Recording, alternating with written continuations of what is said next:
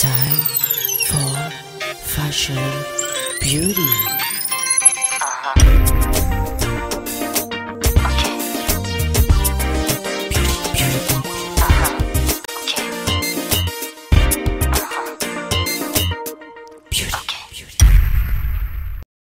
Salut à toutes et à tous et bienvenue à notre nouvelle émission de mode Time for Fashion Beauty.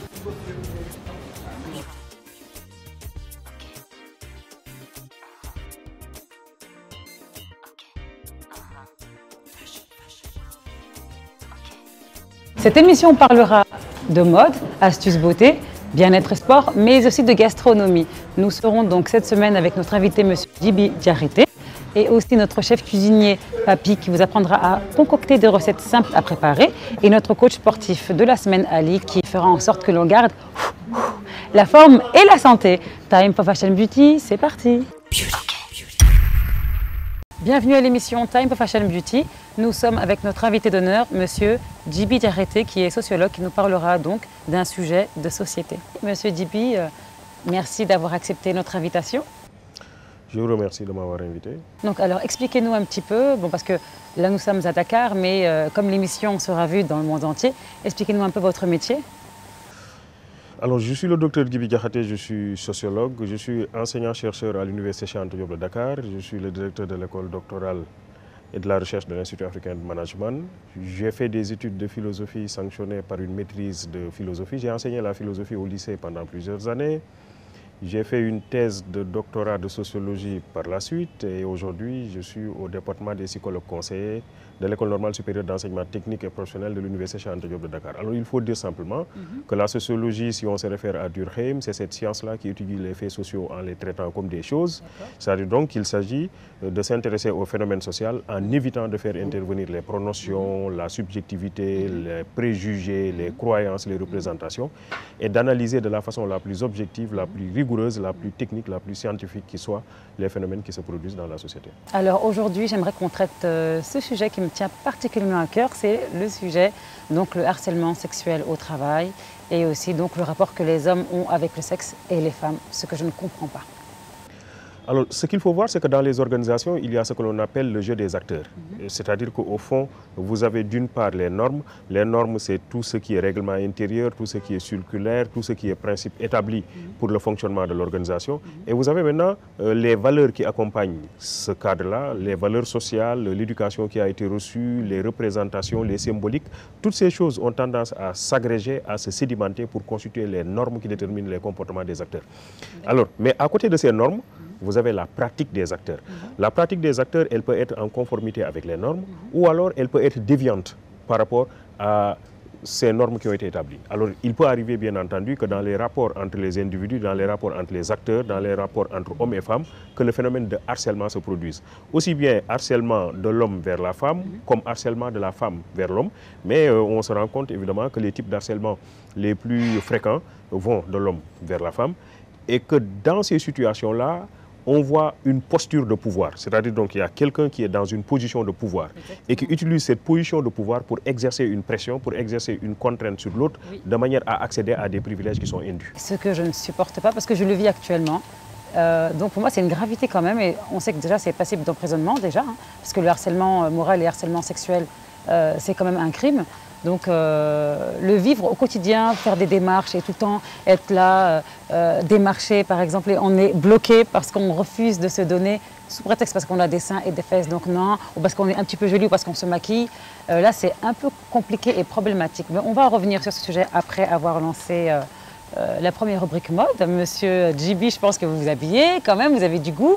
Donc quel est votre style vestimentaire? Donc là on sait que c'est le plateau télé, donc vous êtes fait un petit peu beau gosse. Mais en dehors du plateau, quel est votre genre de vêtements? Quel est votre style? Un peu compliqué parce que nous sommes dans un contexte d'universalisation qui fait que les styles ont tendance à quelque part se regrouper et à s'uniformiser. Très souvent, c'est le style traditionnel, des fois c'est le style occidental, des fois américain, des fois même asiatique. Pour dire qu'au fond, si avant, chaque société était plus ou moins repliée sur elle-même et avait son propre code vestimentaire, aujourd'hui, de plus en plus, ce code vestimentaire différencié a tendance à disparaître. Déjà, quelqu'un comme Pascal considérait qu'il n'existe rien de juste et d'injuste qui ne change de qualité en changeant de climat. Plaisante justice qu'une rivière borne, disait-il, vérité en deçà des Pyrénées, erreur au-delà. Ça veut dire que ce qui est accepté quelque part ne l'est pas forcément ailleurs. Mais aujourd'hui, en raison de la globalisation et de la mondialisation, on tend vers une sorte d'uniformisation des modèles culturels et donc des modèles vestimentaires. Cheikh Hamidou Kane, dans l'aventure ambiguë, dit que nous n'avons pas le même passé avec les Occidentaux, mais nous sommes en train d'avoir le même futur, le même avenir. L'ère des destinées singulières, dit-il, est révolue. Dans ce cas, nul ne peut plus vivre de la seule préservation de soi. C'est-à-dire qu'on a l'impression aujourd'hui que lorsque quelqu'un s'accoute, lorsque quelqu'un s'habille, dans cet habillement-là, vous verrez une partie de tradition, une partie de moderne, une partie de fusion des deux, qui fait que nous avons aujourd'hui ce que l'on peut appeler un homme total. C'est-à-dire donc un homme qui n'appartient pas à un style bien donné, mais qui appartient à tous les styles en même temps. C'est comme si quelqu'un parle et dit à son interlocuteur, « Boy, demain, dina jaar sa galle, ñu cain ». Donc en disant ça, dans cette phrase, vous trouvez de l'anglais, vous trouvez du alpulaar, vous trouvez du wolof, vous trouvez etc. Alors de la même manière aujourd'hui, dans notre façon de nous habiller, vous trouvez tous les styles qui ont tendance à s'agréger, qui ont tendance à se combiner, parce que précisément le contexte de mondialisation a tendance à faire disparaître les frontières sur le plan des codes vestimentaires. Ça, c'est pas faux. Alors, on va lancer donc le reportage mode. Nous étions à la Dakar Fashion Week avec Adama Paris. On va lancer une styliste que j'aime beaucoup. Vous allez voir juste le reportage, c'est tout de suite.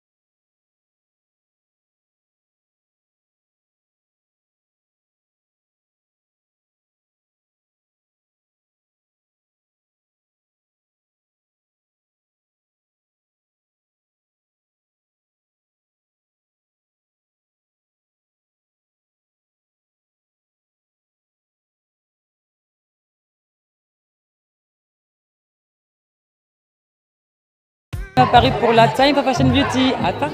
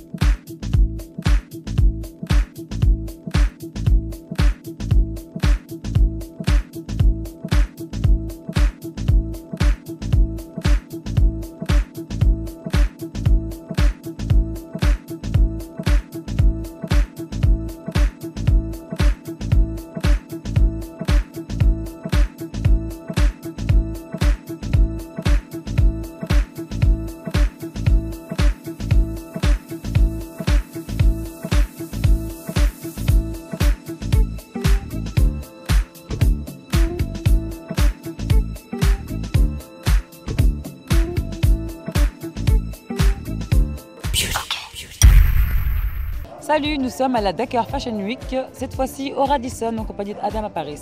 Nous sommes avec le styliste Valenti. Valenti qui vient tout frais, tout juste du Portugal. Valenti, veux-tu nous parler de ta nouvelle collection?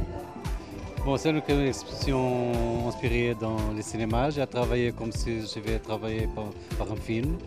Et j'ai travaillé tous les personnages et c'est ça. En tout cas, j'adore vraiment tout ce qui est dorure sur ta collection. Donc, c'est vraiment quelque chose de très créatif et j'aime beaucoup. Donc, vraiment la base noire avec les dorures, c'est vrai que ça me fait penser à un film. Tu sais, j'ai pensé au 5e élément. Tu sais, c'est digne d'un film quand même, de Besson là, quand même. Bon, j'ai une inspiration plus noire, non, peu dark. C'est la médiévale, je ne sais pas comment ça dit en français. Mais oui, mais le doré, c'est la couleur pour la saison. Oui, et dis-moi, comme c'est ta première fois à Dakar, comment tu trouves le Sénégal? Bon, j'aime bien, c'est la première fois que je suis ici. Et les Sénégalaises? Comment tu trouves les Sénégalaises? Oh, c'est très belle, très belle. Merci. Et donc, c'est ta première fois avec Adama Paris. Qu'as-tu ressenti en fait pour ce défilé-là? Parce que là, c'est ta première fois au Sénégal, mais pas en Afrique. Non, pas en Afrique. J'ai été à Angola, à Luanda, pour un défilé aussi, pour une exposition. Tu es très attiré par l'Afrique, dis donc. Pourquoi? Pourquoi, pardon? Tu es vraiment attiré par l'Afrique? J'aime bien l'Afrique, c'est un spirit libre et j'aime bien ça. Mais tu as raison, il faut aimer. Et donc, à quand ton prochain défilé? C'est en octobre à Lisbonne. Ah, on n'est pas invité? Nous sommes invités, hein? Prenez vos billets. Bien sûr. Bah, c'est gentil, Valenti. Valenti comment? Quaresma. Comment? Quaresma. Voyagement? Quaresma. Quaresma. Ah, c'est vraiment Portugal ça. Hein? Ouais. Bon, merci Valenti. Merci.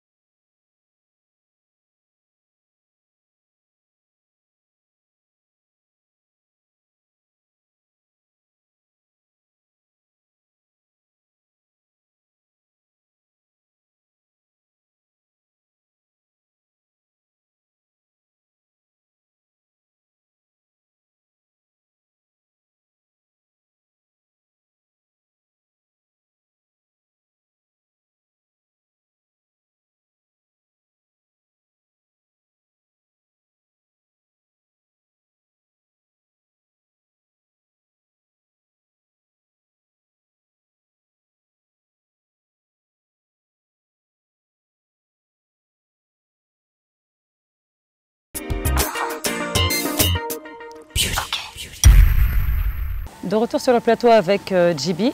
Alors déjà, j'aimerais avoir votre avis sur ce sujet-là, le harcèlement moral et sexuel, parce que tout à l'heure, vous aviez dit que ça concernait en majorité plus les hommes, mais est-ce que vous pensez que les filles de 15 ans, des 16 ans, les adolescentes donc, sont aussi victimes de harcèlement sexuel? Oh oui, en fait, on peut considérer que toutes les catégories de la population sont des fois victimes de ce type de harcèlement. C'est, comme je disais tantôt, lorsque on part de son espace de pouvoir pour exercer une pression sur l'autre. Parce que le plus souvent, parce que l'autre a une demande formulée à notre endroit. Et que donc, pour accéder à cette demande, il faut que l'autre accepte de payer le prix. Alors, en ce moment-là, nous sommes en train d'enfreindre les règles, nous sommes en train de violer les normes qui sont établies dont je parlais tantôt, et on a une pratique qui est déviante. Donc la pratique que nous sommes en train de poser est une pratique qui n'est plus en conformité avec les règles. Il s'agit précisément pour moi de satisfaire un désir. Alors cela veut dire que précisément que nous sommes dans un contexte, nous sommes dans un environnement où les plaisirs charnels commencent à avoir un intérêt de plus en plus important chez les acteurs. Alors, il faut voir que dans les sociétés africaines traditionnelles notamment, le spiritualisme avait atteint des proportions élevées. L'homme, on le jugeait en fonction de ses valeurs et notamment du respect des représentations, du code symbolique, de la religion, etc. Alors aujourd'hui, de plus en plus, on se rend compte que l'attachement au matériel, l'attachement au corps, l'attachement à la satisfaction des désirs, ces types d'attachements-là atteignent une amplitude de plus en plus élevée. Ce qui fait que dans certains cas, l'acteur, à la recherche de plaisir, et essentiellement de plaisir charnel, est prêt à violer les règles, à tordre le cou aux règles pour satisfaire simplement un désir. Mais n'est-ce pas une maladie? Parce que je trouve que c'est quand même grave. Mais pourquoi les hommes sont omnibulés par ça? Pourquoi l'homme, on dirait, vit que de ça? Donc l'homme vit que de sexe et de pouvoir. Mais pourquoi? En fait, c'est ça que j'arrive pas à comprendre. C'est que même une femme ici, bon je dis ici, mais dans le monde entier, hein, une femme ici peut tout avoir si elle donne son corps. Elle peut tout avoir. Elle peut devenir millionnaire du jour au lendemain si elle donne son corps. Ce que je trouve pathétique. Déjà, elles n'ont même pas de valeur ni de principe. Donc là, effectivement, je porte jugement. Elles n'ont pas de valeur ni de principe et elles perdent mais totalement leur dignité. Pour moi, il n'y a aucune fierté à céder au chantage, ou parfois même, ce n'est pas du chantage. Hein. Parfois, l'homme est là, oui, voilà, donc si tu veux avancer, promotion canapé, comme on dit. Donc voilà, et ça, pour moi, j'arrive pas à le concevoir. Il n'y a aucune dignité, aucune fierté, il n'y a rien dedans. Et moi, je ne suis pas d'accord. Et je ne cautionne pas du tout les femmes qui font ça, parce qu'après, les femmes comme nous qui vont travailler, qui vont aimer bosser, qui vont aimer gagner justement leur gagne-pain, on va les mettre dedans. Donc à chaque fois, donc, on va tomber sur des hommes qui vont penser qu'il y a une possibilité de dire oui en fait à la promotion canapé. Donc c'est ça qui est un peu chiant, parce qu'après on nous met toutes dans le même panier. Ce que je trouve injuste, monsieur Diakhaté. C'est un phénomène complexe parce qu'en réalité c'est un phénomène caché. C'est comme dans le cas de la corruption, lorsque les acteurs s'adonnent à ce type de pratique, ils ont tendance à se cacher. Donc absolument difficile à paramétrer et à cerner. Ce qui suppose une étude en profondeur permettant de voir quels sont les différents ressorts des cas ou des types de harcèlement qui sont notés. Premier élément. Le deuxième élément, c'est que si on se réfère à la psychanalyse freudienne, on se rend compte que dans le psychisme de l'individu, vous avez trois grands niveaux. Vous avez ce qu'il appelle le ça, c'est l'ensemble des désirs que nous partageons avec les animaux, qui n'obéit qu'à un seul principe, c'est le principe de plaisir. Vous avez le surmoi, c'est l'ensemble des valeurs sociales que nous avons intériorisées par le biais de l'éducation, et vous avez le moi qui est notre personnalité propre. Alors qu'est-ce qui se passe? Le ça, l'ensemble des désirs de l'individu, veut être satisfait à tous les prix. Parce qu'il est attaché à une énergie forte que Freud appelle la libido et qu'on a appelé après les plaisirs sexuels. C'est cette énergie forte qui pousse le ça à contraindre des fois le surmoi et à se faire satisfaire par la force. Marie Carion, dans un ouvrage qui est intitulé Freud et le désir, dit que le désir est un désastre. C'est-à-dire que quelque part, lorsque l'individu a le désir, il fait tout pour que le désir soit satisfait. Maintenant, si nous avons acquis des valeurs sociales fortes que nous acquérons par le biais de l'éducation, qui font partie de nous-mêmes, ces valeurs vont nous permettre de lutter contre les désirs. Parce que chacun de nous a des désirs, mais nous ne devons pas nous donner la possibilité de satisfaire tous les désirs qui nous passent par la tête. Il y a une instance que l'on appelle le surmoi, qui est placée au plus profond de nous-mêmes et qui nous permet de lutter contre ces désirs. Les Wolofs font la différence entre rousse et djomb. Rousse, c'est que tu te gardes de faire le mal parce que les autres te regardent. Diomb, tu te gardes de faire le mal, non pas parce que les autres te regardent, mais parce que toi-même tu as intériorisé un code de valeur et ce code de valeur imprime une orientation à ta conduite. Même si les autres sont absents, tu te gardes de faire le mal. Alors donc c'est un problème d'éducation et cette éducation, ça commence essentiellement au niveau de la famille. La famille est la cellule sociale de base à l'intérieur de laquelle on inculque à l'individu des valeurs et des principes qui donnent une orientation à son attitude par la suite. Lorsque la famille faillit par rapport à ce type d'éducation-là, il est clair que quelque part, l'individu peut traîner un certain nombre de séquelles en termes de dysfonctionnement dans sa conduite. Et ces séquelles vont se manifester à tous les niveaux où il peut se trouver. Ça peut être dans l'entreprise, ça peut être dans la rue, ça peut être dans un club, ça peut être dans une association. Mais tout compte fait, considérons simplement qu'en chacun de nous, il y a des désirs qui veulent être satisfaits, mais il y a un dispositif que l'on appelle le surmoi qui doit jouer un rôle de refoulement et des fois même un rôle de sublimation. Des fois, par exemple, vous voulez faire quelque chose, vous savez que c'est interdit. Vous dites, je me garde de faire cette chose, mais je vais faire cette chose autrement. Je vais faire du sport, je vais faire de la musique, je vais faire de la danse. À partir de ce moment-là, j'ai fait ce que l'on appelle une sublimation. Donc le fait de faire l'art, Léonard de Vinci, Freud l'a montré, en peignant la Joconde, était amoureux de sa propre mère. Mais puisqu'il savait que cet amour est interdit, alors il l'a exprimé à travers une œuvre d'art. L'art ici a une fonction cathartique. C'est ce qui me permet de me départir des désirs et d'être dans le normal et non pas de chercher à développer le harcèlement qui est un problème. Voilà, alors messieurs, s'il vous plaît, faites du sport, peignez à vos pinceaux et arrêtez le harcèlement sexuel parce qu'on est fatigué. Nous, ce qu'on veut, c'est travailler et gagner notre argent. Comme vous le faites, vous gagnez votre argent, vous couchez avec personne, n'est-ce pas? Alors arrêtez votre harcèlement. Alors monsieur, d'arrêter JB, je sens votre parfum d'ici. Donc là, on va lancer la prochaine rubrique, donc qui est la beauté. Bonjour Moustapha. Et bonjour Kumba, ça va? Ça va bien? Oui, ça va, merci. Cool. Alors, j'aimerais qu'on présente cette semaine le produit phare des Sénégalais qui est le Tchouraï. Ouais. Et j'aimerais que tu m'en parles un peu plus. Donc, comment est fabriqué le Tchouraï? Qui l'utilise? Est-ce que ce sont les hommes? Est-ce que ce sont les femmes? Est-ce que c'est les deux? Donc voilà. Ah mais imagine qui l'utilise le plus. Moi, je pense que ce sont les femmes. Les dangereuses là. Les femmes. Donc là, je vais vous montrer d'abord le Tchouraï. D'accord. Ah, il faut qu'on fasse un bon plan de ce Tchouraï. Ça ressemble à quoi?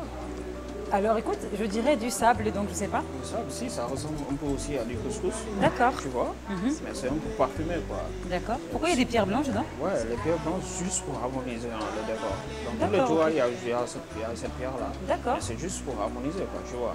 Mais c'est trop bon et ça Oui. sent bon. Ah, franchement, ça sent bon. Ouais. Et c'est léger. Oh là Ouais, là, c'est celui-là est léger léger. aussi. Tu mets un tout petit peu sur le charbon. D'accord.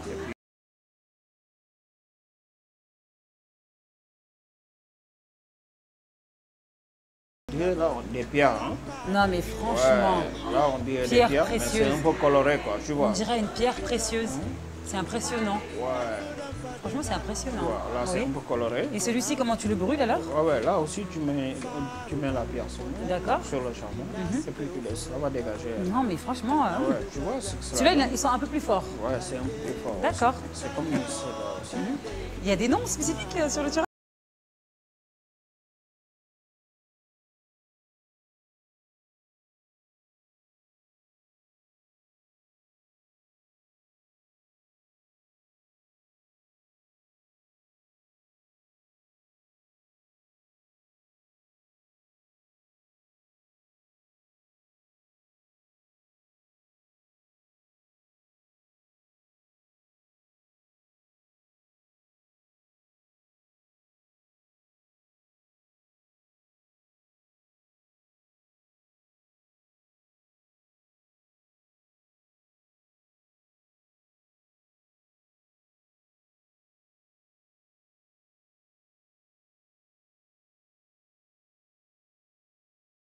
D'accord. D'accord. Il y a toujours les mêmes pierres en fait. Hein. Tu Donc, sens le goût? Oui. Ça sent fort aussi. Ouais, ça sent fort. Et Ouais, c'est ouais. un peu noir. Plus c'est noir, plus c'est fort. Plus c'est fort. D'accord. Là Et aussi. là, on dirait des trésors. Oh, j'adore ouvrir. Attends, je recommence. Et là, j'adore. Tu vois? Oui. Là aussi, c'est un peu noir. Ah oui, non mais là c'est vraiment, et on dirait du charbon quoi.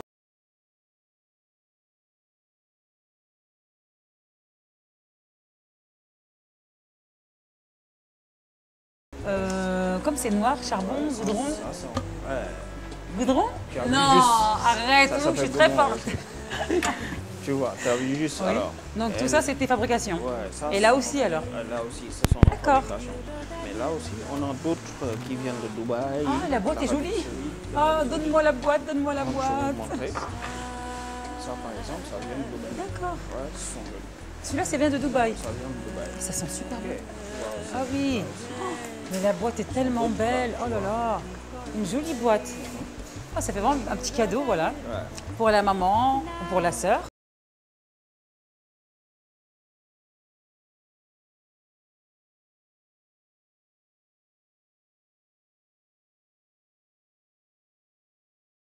Si on finit le turaï, c'est pas trop grave. On utilise aussi la boîte pour présenter nos bijoux. Tu vois? Non, j'adore. Bon, bah, Moustapha, je te remercie pour cette présentation. Et puis, sincèrement, j'aimerais bien que tu m'en donnes 2-3 là, pour les envoyer directement à Paris. Parce que moi, j'ai encore le stock que tu m'as donné. Merci. Ok, allez, à Yes. plus. Ciao.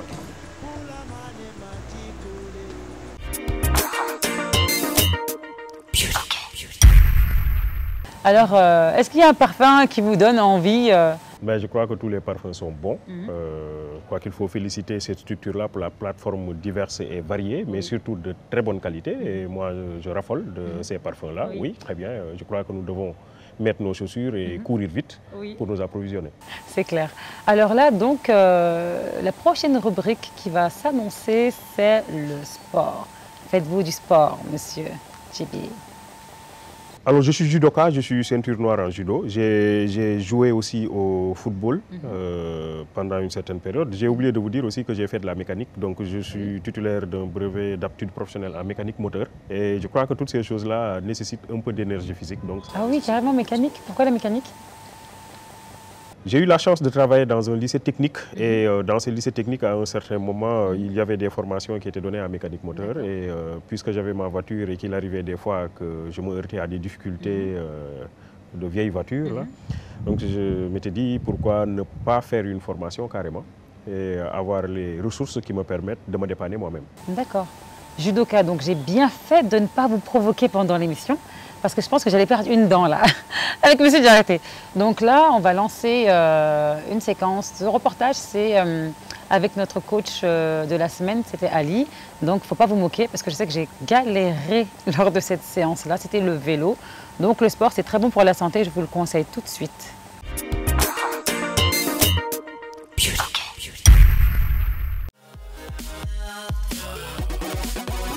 Bonjour, Salut Ali, ça va Kouma?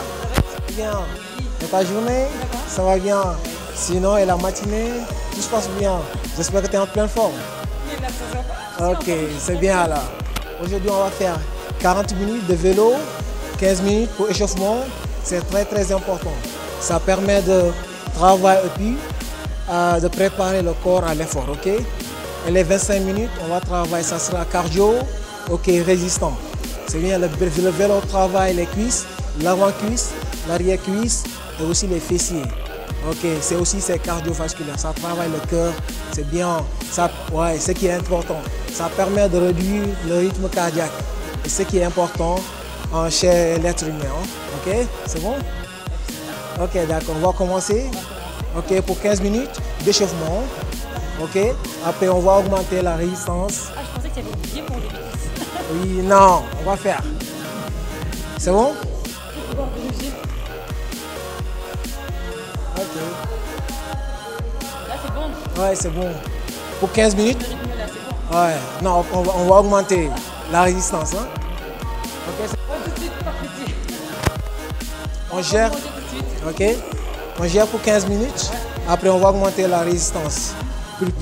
On va plus solliciter les muscles. Ok, les cuisses, hein? Surtout l'avant et l'arrière-cuisse. Hein? C'est bon? Ok, on gère. Ça va bien vous lever grâce. Ouais, surtout, t'inquiète. Parce que normalement, le vélo, ça peut bien fondre. Ouais, ça affine. ouais, c'est très bien. Bon, je dis pas non plus que j'ai 58 de graisse sur moi, mais bon, c'est bien aussi quand même de faire le sport. Bien sûr, parce que pour la santé, Très important. très important. Ouais. Avant tout, la santé. Ou bien 15 minutes d'échauffement pour préparer le corps à l'effort, ok? Sinon, ça risque de blessure. Ok? Ouais, non. De ne pas faire d'échauffement. Ok? C'est très important. les étirements avant, après les échauffements, après attaquer le cours.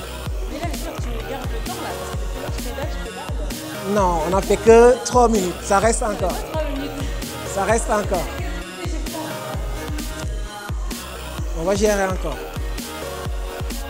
Comme le coach Ali a dit, on va faire.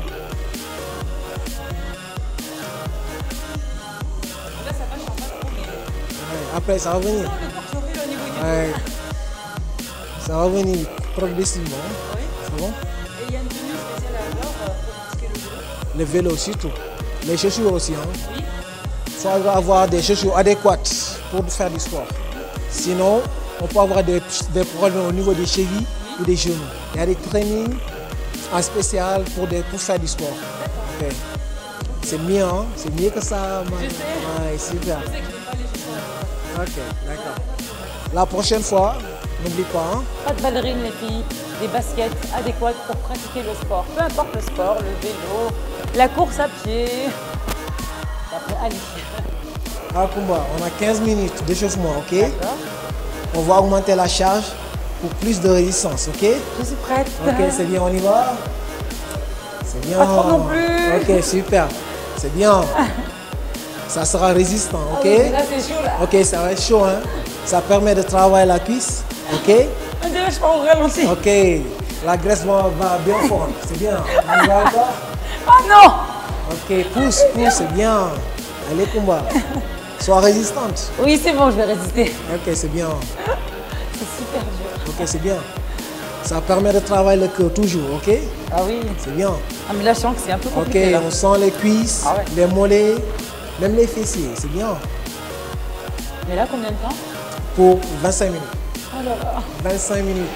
Mais on va travailler 5 minutes et on récupère 2 minutes, ok? Encore 5 minutes, récupérer 2 minutes, ok? D'accord, ça marche. Ok. Bah là, ça me convient, là. Ouais, c'est bien. Là. Ok, Kumba, c'est bon. C'est fini maintenant. On a fait 40 minutes de vélo. Ok. C'était chaud, mais c'était bien aussi. Très chaud. C'est super alors. Ok. Maintenant, il faudra bien récupérer et boire beaucoup d'eau. Boire beaucoup d'eau. Ok. Boire 1,5 litre par jour. C'est Ok. très, très important. Très très important. Ok. Donc, que ce soit même des infusions Ouais. ou de l'eau. Et si on n'aime pas trop l'eau, un peu de sirop dedans, c'est quand même bon. Mais buvez 1,5 litre par jour. Ouais. Et on se dit donc à la semaine prochaine avec notre coach sportif. Ali, les filles, qu'est-ce que je vous ai dit? Il est beau, hein? Salut!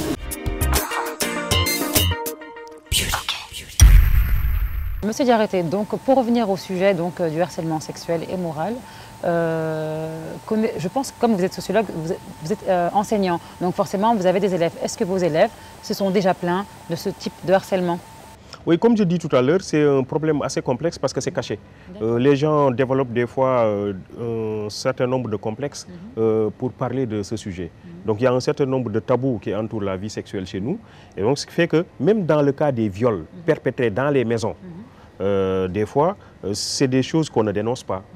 Comme on le dit, le linge sale se lave en famille. Oui. Donc on a tendance à cacher les choses. Donc c'est absolument difficile de trouver quelqu'un qui a été victime de cette affaire ou qui en parle. Et donc qui fait que pour l'étudier, on se heurte à un certain nombre de difficultés. Mais bon, en sociologie, il y a des outils que l'on peut utiliser, tels que l'observation participante, tels que les récits de vie, qui peuvent nous permettre, bien entendu, de nous approcher un peu du thème et de ces problèmes, de ces manifestations. Mais ce qu'il faut savoir, c'est que nos étudiants, nos étudiantes, les personnes avec qui nous travaillons, celles qui sont dans notre environnement, même si elles sont victimes de cette affaire, ont tendance à ne pas en parler. Donc c'est le silence total. Mais c'est un peu dommage parce que, bon après, disons que ça, déjà, sont perturbés physiquement, parce que c'est quand même une atteinte grave, et mentalement, donc c'est un peu dommage. C'est vrai que dans un pays comme le Sénégal, on ne parle pas de sexe, c'est tabou. En famille, on n'en parle pas. Donc c'est vrai que donc ça ne nous aide même pas, si on est victime de quoi que ce soit dans ce genre-là, d'en parler à quelqu'un ou carrément à des membres de la famille. On ne se voit pas en fait parler au papa, parler à la maman. On va se sentir même plus victime et on va se dire mais qu'est-ce qu'on a fait? Parce que souvent les gens disent ça, qu'est-ce que j'ai fait? Ou alors, mais si on en parle, on a toujours la crainte d'entendre, mais attends, mais ce jour-là tu as porté quoi? Est-ce que tu avais un décolleté ou est-ce que tu avais une petite jupe comme si c'était à cause de la personne ou de la femme qui qu'elle a subi donc, ce genre de sévices. Donc moi en fait je conseille plutôt... Tout à fait, il faut aller vers le prophylactique. C'est-à-dire qu'il y a des questions par rapport auxquelles je crois qu'il faut se situer dans le préventif. Et non pas toujours dans le curatif. Voilà. Alors des fois, nous attendons que le mal se produise pour agir. Alors que c'est avant, peut-être qu'il faut travailler dans la sensibilisation, dans l'éducation, dans la communication, et faire en sorte que les acteurs soient plus respectueux des normes. Parce que tout ce que je dis, c'est qu'il y a un décalage entre la norme et la pratique. Donc les acteurs ont tendance à avoir des pratiques, à avoir des conduites qui ne sont pas toujours en conformité avec les normes établies. Alors ça, c'est tout un travail d'éducation. Et il faut que la famille, qui a toujours été la cellule sociale de base, continue à jouer ce rôle-là. Dans l'enfant noir, Kamara Laye nous dit que lorsque j'étais enfant, ma mère me demandait toujours de manger autour du bol. Et autour du bol, ma mère me demandait de ne manger qu'à ma place. Je n'avais pas le droit de manger à la place des autres. Vous voyez ce type d'éducation que l'on donne à l'individu. Il faut manger à sa place. Les condiments qui sont au milieu du bol ne sont pas pour une seule personne. Ça doit faire l'objet de partage. Je ne dois pas faire tomber la nourriture à même le sol parce que moi j'ai accès à cette nourriture. Il y a d'autres qui n'en ont pas. En conséquence, je dois respecter la nourriture. Je dois avoir un comportement exemplaire. Alors je crois que de ce point de vue-là, il faut travailler à développer davantage l'éducation familiale. Il se trouve malheureusement aujourd'hui que certains membres de la famille aujourd'hui, du fait de la pression du travail, de l'activité professionnelle, des problèmes économiques, ne sont pas toujours présents dans le foyer. Les enfants sont plus ou moins laissés pour compte. Tant et si bien que Serigne Moussa Ka parle aujourd'hui dans Kharnoubi, il parlait de la sécheresse de nos familles. Il dit qu'aujourd'hui nos familles sont sèches parce qu'il n'y a plus d'acteurs qui restent dans la famille et qui s'occupent convenablement de l'éducation des enfants. C'est un sérieux problème. Effectivement, c'est un sérieux problème. Alors là, nous venons presque à la fin de l'émission et la dernière rubrique, c'est celle qui intéresse plus particulièrement le Harris, notre cadreur. Il adore la gastronomie. Est-ce que vous cuisinez chez vous ? Ne me dites pas non parce que vous avez une bonne ou parce qu'il y a la femme. Est-ce que vous cuisinez, monsieur Diarraté?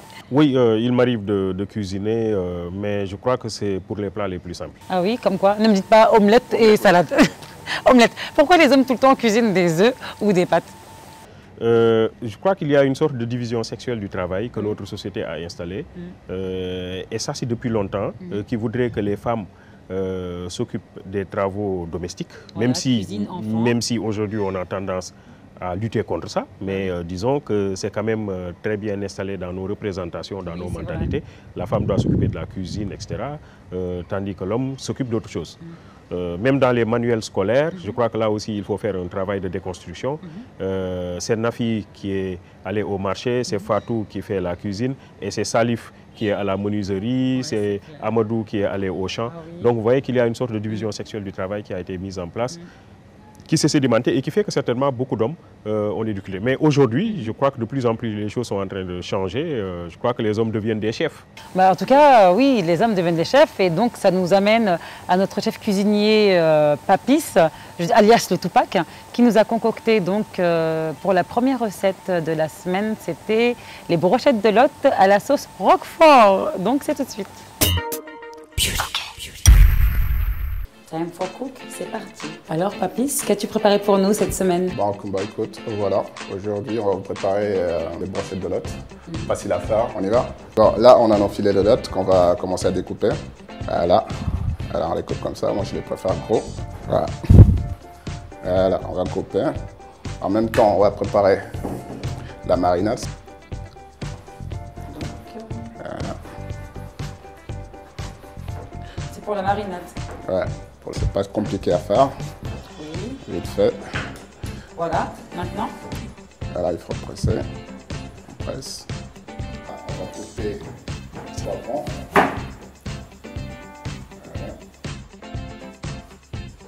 Voilà, ça c'est pour les brochettes. J'ai fini la marinade. Je vais te passer le poivre. Ok. On va mettre un peu de poivre. Il faut être généreuse. Hein. Super, ça va comme ça. Je te passe le sel. Merci. C'est bon? Voilà, ça devrait suffire. Ok. On va mettre un peu d'épices. Mais je suis le commis, tu dois me dire et moi je fais. L'ail. Donne-moi la quantité pour l'ail. Les brochettes. Vas-y, super. Stop. On va utiliser ça pour mélanger les morceaux de Lot. Je verse ça dessus. Je verse dessus. Super. On va rajouter de l'huile d'olive. Ça donne du goût. C'est bon pour la santé l'huile d'olive, donc pourquoi pas. Ça, je te laisse faire. Hein. Maintenant, on laisse reposer un peu. On va couper nos poivrons et oignons, tomates pour faire les brochettes. Donc là, la recette, c'est pour combien de personnes? Là, la recette, c'est pour 5 personnes. D'accord. Ça, c'est pour les brochettes. Et la garniture des lottes, c'est? La garniture des lottes, aujourd'hui, on va faire des pommes sautées. On met tout là. On va couper les poivrons. Vous pouvez préparer chez vous, à la maison, avec les amis. Attends, laisse-moi essayer ça, là. Voilà. Comment tu fais? Voilà, c'est comme ça. Ah non, toi, c'était fluide. Je suis pas aussi efficace que toi. Super. Je le redonne au chef. Quand même, c'est bien. D'accord.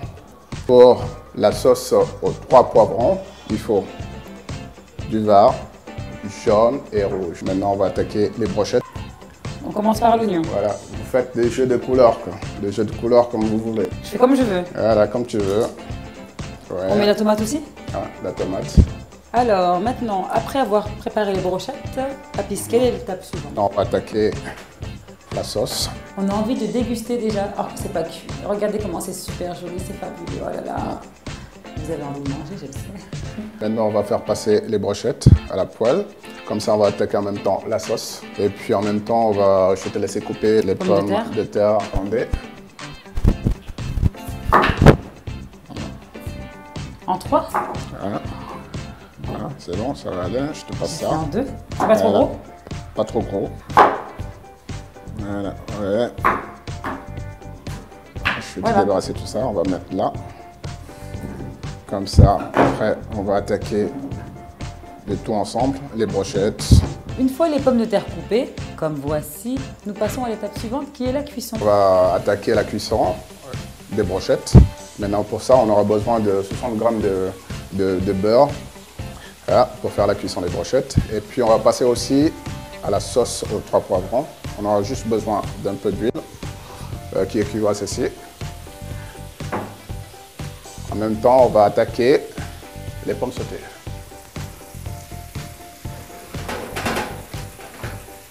Ça va bien. Maintenant, on va mettre l'oignon.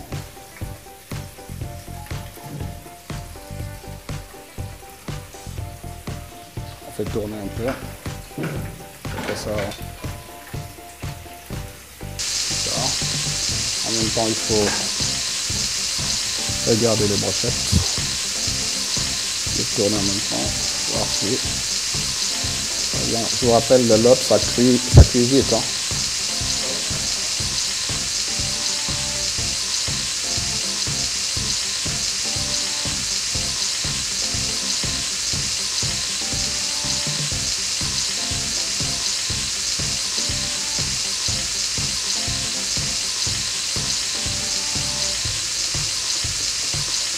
Maintenant, la sauce aux 3 poivrons.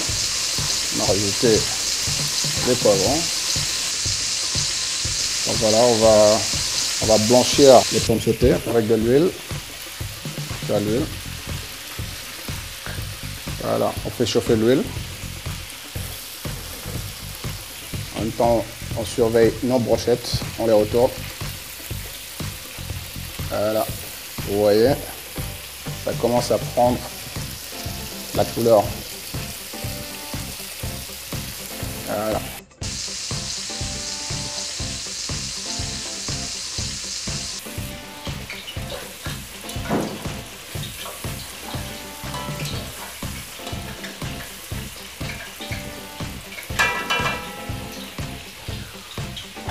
On va blanchir les pommes sautées.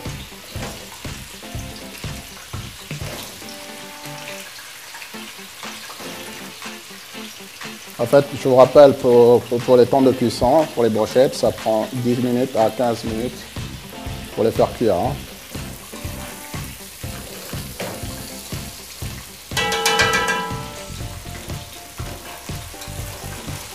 On peut les enlever. Vous voyez, c'est super bon. Et voilà. C'est tout ce qu'il nous faut. Là, on a fini de blanchir les pommes. On va les sortir. Voilà, il faut bien les égoutter. On va attaquer la sauce. On va rajouter un peu de piment. Il y a du goût. Voilà. Ça, c'est les prêt. On peut la sortir. On peut l'enlever. Alors là, on va procéder aux pommes sautées. On a fini de blanchir. Là. Alors, on va faire là. Regardez. Mettez juste un peu de beurre. Juste là. On va mettre un peu de persil en dernier pour éviter que ça crame. Et puis, on a fini nos pommes. Chers téléspectateurs, voici le mets succulent de Papis. Donc les brochettes de Lot avec les 3 poivrons accompagnés de leurs pommes de terre sautées. Papis, Faites un bon appétit. on déguste? On va goûter déjà les pommes de terre parce que j'adore les pommes de terre. C'est bon. C'est bon?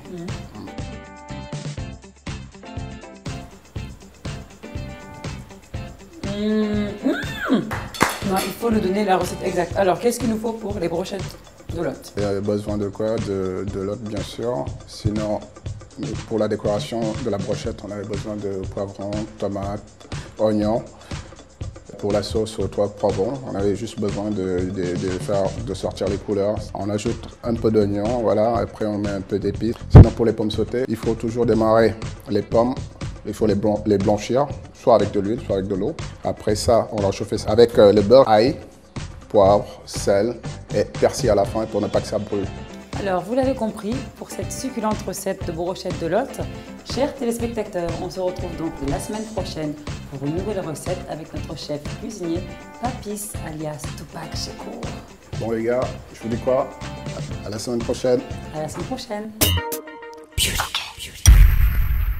Alors, est-ce que vous êtes tenté pour concocter ce plat pour votre femme? Les brochettes de Lot à la sauce Roquefort. Est-ce que vous allez essayer? Et vous avez vu, c'était pas compliqué quand même. Oui, je crois que la leçon a été bien administrée et oui, pourquoi pas. Je crois que les hommes de plus en plus devraient apprendre pour faire plaisir à leurs femmes. Je me dis très souvent qu'on a des problèmes avec la journée du 8 mars. Oui. C'est une journée qui est réservée aux femmes, c'est la fête des femmes, mais je crois que toutes les journées sont des journées de femmes. Oh là là, oh là je vous adore là. Ben, c'est parfait pour clôturer l'émission. En tout cas, merci d'avoir accepté notre invitation. Et de toute manière, je pense qu'on va vous réinviter juste pour goûter les brochettes de Lot de Monsieur Djiby. Oh, j'inviterai tous les Cissé et les Touré aussi. Merci. Donc, je vous dis donc à la semaine prochaine pour de nouvelles recettes et astuces beauté. Je pense que la semaine prochaine, c'était une séance avec les abdos, quelque chose comme ça. Ça va être difficile, mais il ne faut pas vous moquer de moi. Alors, je vous dis à très bientôt. Et vous pouvez, n'oubliez pas, suivre toutes ces informations sur le site timeforfashionbeauty.com et également sur www.timeforafrica-mac.com parce qu'il y a aussi le site web et la version qui est sur la RTS web et la Time for Fashion Beauty. Vous avez compris? À bientôt. Time for Fashion Beauty.